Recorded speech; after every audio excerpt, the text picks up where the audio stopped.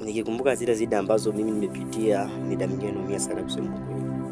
Nikikumbuka jinsi ambavyo binadamu wamenidharau na kunichukia, inakuwa sina furaha, inakuwa ninachukia sana. Binadamu wakanidhihaki, wakaniita mwizi, wakaniita majina ya ajabu ajabu. Nikadharauliwa, nikatiakiwa na binadamu, lakini bado sikufa moyo. Nikiendelea kujipiga moyo konde nikisema kesho yangu ipo. Binadamu wakanidharau na kunichukia, wakaona mimi ni mtu mbaya, sina maana yote kwenye jamii. Mida mingine nikawa nakaa najiuliza mazuri, nikisema tuna muhimu gani kwenye jamii sisi? Tuna muhimu gani kwenye hii dunia na tulikuja kufanya nini?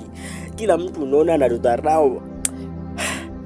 Inakuwa ina maana yote ile, kusema kweli inauma sana. Sikia nikwambie ndugu yangu, usiongoje mtu akufa unaanza kusema alikuwa muhimu sana ama alikuwa mtu wa maana kwenye maisha yako. Sema mtu ni wa maana labda akiwa hai. Sema mtu alikusaidia jambo fulani akiwa hai. Usiongoje mtu afe ndio uanze kusema mtu alikuwa wa maana, mtu mwenye busara akiwa wewe ulikuwa unamuona afai, alikuwa unamdharau akiwa hai. Vipi? Sikia yale madhara ambayo ulipitia na shida na taabu ambazo nilipitia kufika sasa hivi, naona nikaa mida mingine zimenitosha kusema kweli. Naumia sana.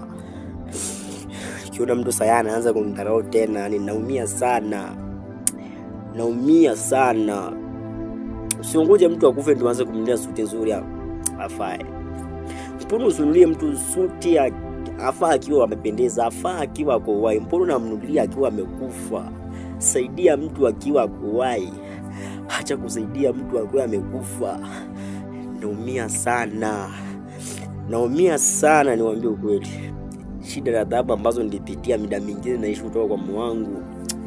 Naumia sana. Naumia sana.